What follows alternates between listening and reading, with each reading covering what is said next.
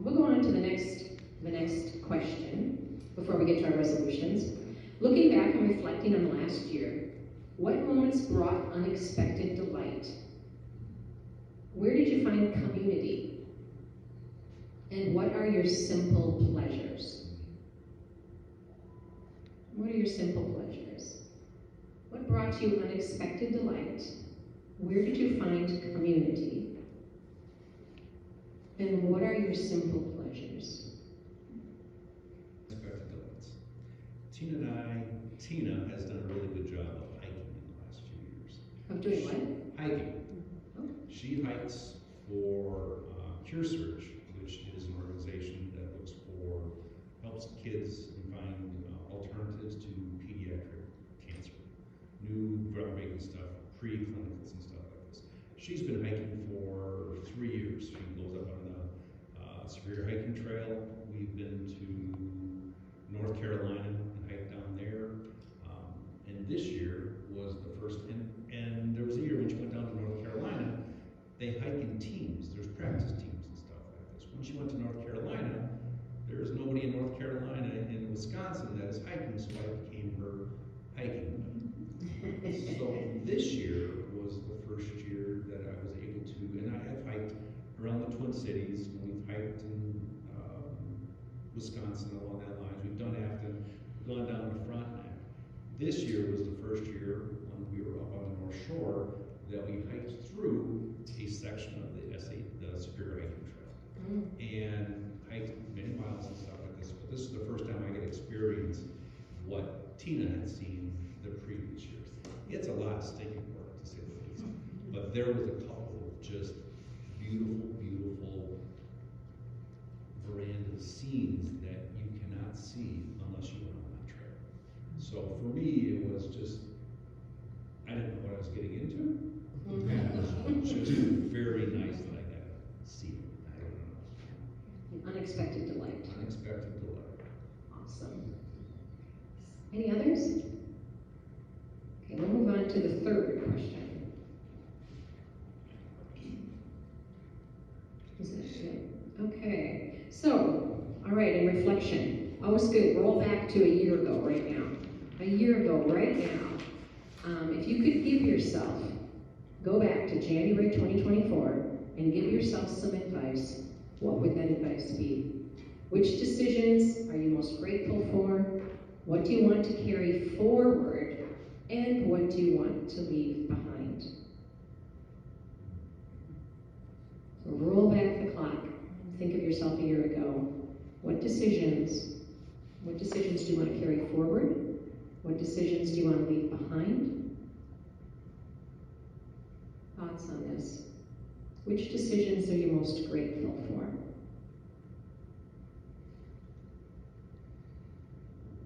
I feel like you guys could lead this conversation.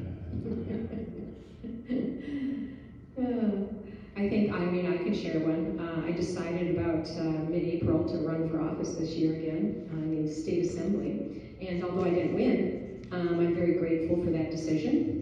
And there's lots of opportunity costs when you run for office, of things you're not doing because you're doing that.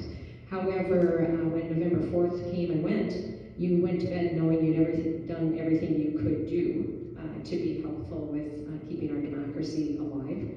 So I think, what was maybe a bad decision you want to leave it behind? Maureen, any thoughts? At this time last year, we were still living in our house, our farmhouse, and we had already decided that we were building a new house, and we were going to move out. And it really was a tough year because of that decision. But, now those kids are just, 200 yards away. And if our son and his wife need help, we're right there. Which happens more often, we need help, they're right there. Thankfully. Yeah, heavy things to carry around. So I'm glad we made the decision. We're still, the house is still a work in progress, but I think it was the right decision, and make it again.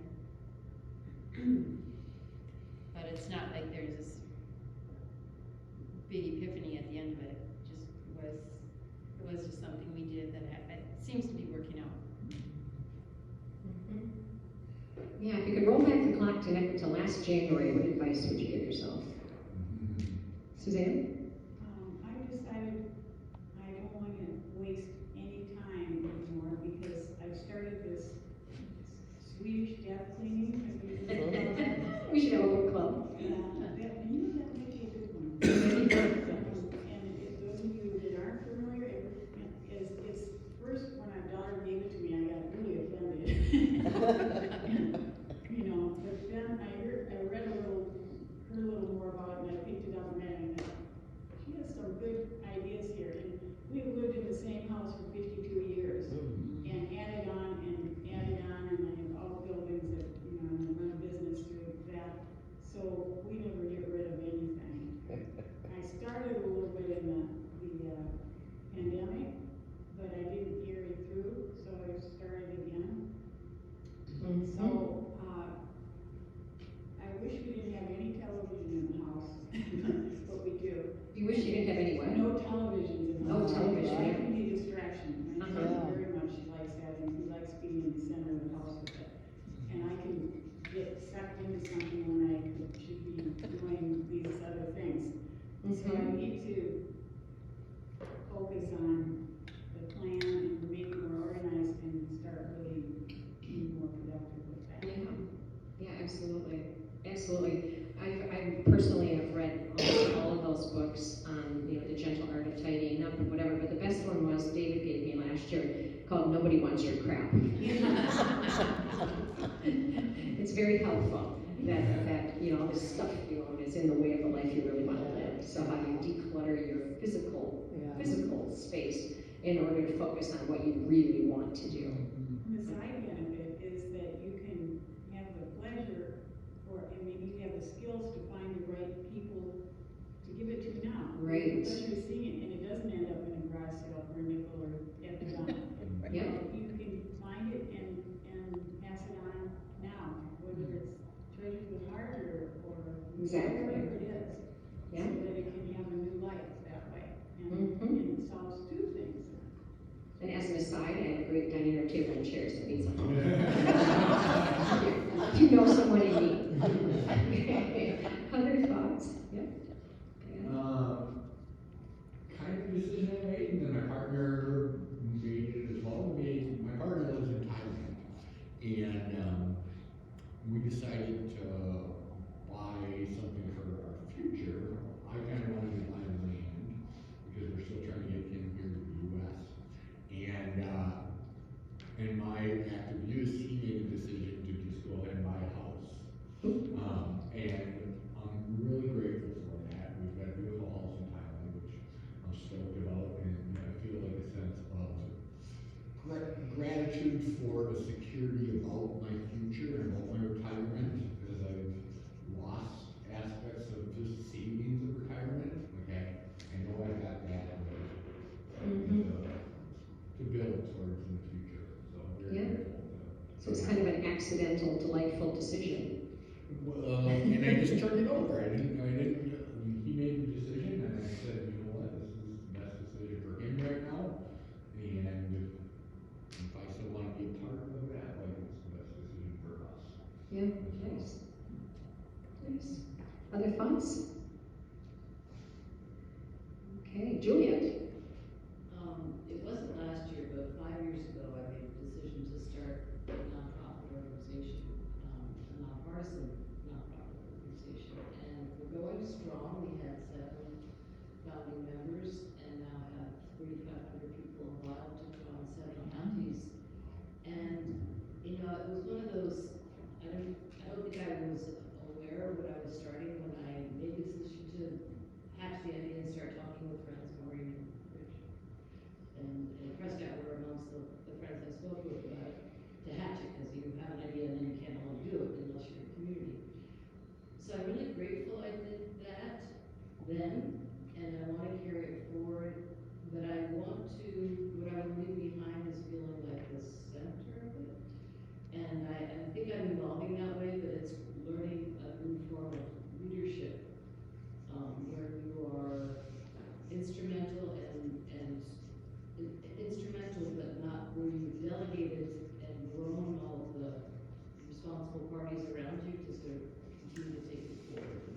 Finding my way through that is my resolution for this year. Mhm. It feels eternally hopeful and great. I don't see any obstacles to that. I feel ready to embrace that. It's just a matter of Mhm. how do I do it? Transitioning. Transition. Yeah, it's a big deal.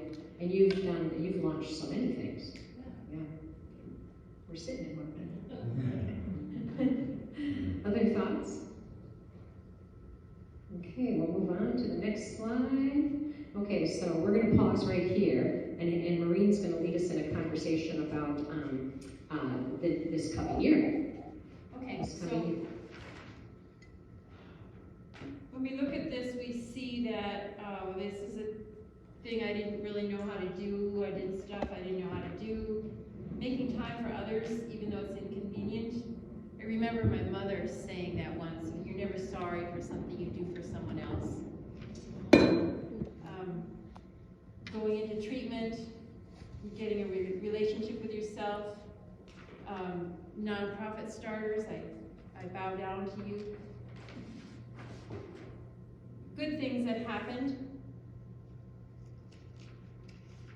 I think we all wish nationally good things have happened, but and then you can find a community and good things in.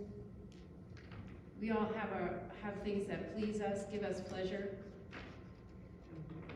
and these are things that we're happy that we did. Run for office, moved, trying to disperse our belongings so we're freed up. You're kind of going the opposite way, bought a house. It's okay, you're young. And started a nonprofit, now ready to step back a bit, which I understand, because that's a big thing. So when we look at our congregation, do we have any goals or resolutions for the next year? Do you think we could have one as a group,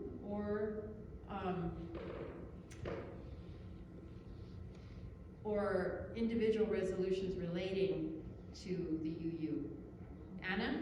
I think we should just have a resolution that we keep on going no matter what, because we don't know what next year is going to bring, and it won't be good. But if we can keep on for one another and Keep on keeping on. keep meeting here and Mhm. keep persisting, that would be a good resolution. Persist. Yeah, and keep on and accept. I don't know how possible that is. Oh, it is. So we resolve to keep on. Well, yeah, because enough people want it to happen. Mm-hmm. So that's a good one. You can share too if you have, as Juliet did, a resolution for yourself. And as Maureen pointed out, do you have a personal resolution that also connects to this organization? So we have resolutions for ourselves and our personal lives, but we also have resolutions that tie into this organization. Well, to be present, the December idea, which is come to be together, which is what Suzanne was saying. She went to be with people she loves despite the difficulties. So be present and put the difficulties aside. Exactly. Being present in the lives of the people you love, even when it's hard. And you did that so much for your aunt. You know, you always made the extra mile to be there for her. Okay. I don't usually do resolutions, but I thought this year would be most important to do one. I can't, and thinking of this, I thought of a line from an old traditional hymn, "Let there be peace on earth and let it begin with me." We're going to see an awful lot of chaos, and I can't correct that chaos, and can't correct the wars in Syria, and the fighting in Israel or Ukraine, but I can bring peace in my heart. And so that's what I wanna do, that's my resolution to, anytime I get excited about news reports, I'm gonna think of gratitude and harmony and the peace in my own heart. And my personal belief is that helps to affect the collective of the universe. Kind of a ripple effect. Yeah. So we have 3: persist, keep on, be present despite difficulties, and let peace begin with us. Would you say that those are enough for our New Year's resolution for 2025? Yes. What do you think? Sounds good, and get rid of everything we don't need. We're starting that book club, Suzanne. Great, clear the decks. Okay, other thoughts? Yeah, I'd like to consider adding, and we'll kind of do this like many religious organizations, to keep seeking out where we can serve the community. Keep seeking out what? Where we can serve the community. Where we can serve the community. Yeah. And so for those of you who, go ahead, Richard. So, it's just that we want to, somehow we have to get over the hurdles to find out who needs help and how we can help. And, so. Yep, how do we better connect to our greater community? Well, we all tend to do that anyway, but I think it'd be good to be a resolution. Yep, and that is one of the cornerstones too of our strategic plan for the organization. That's a great one. Any other thoughts, Juliet? Not an additional thought, but I'm wondering, where will this be marked? Can this, asking maybe, can this appear somewhere so we can be reminded of it? Yes, That's a good idea. we can put it in the weekly newsletter, and then we can also do it up nice and put it on the board. Yeah. Kind of the output of our resolution So we can conversation. have the similar service a year from now, and look at it and see how we lived up to it. How do we do? We want photos of our basements. Before and after? It's pretty bad in our house.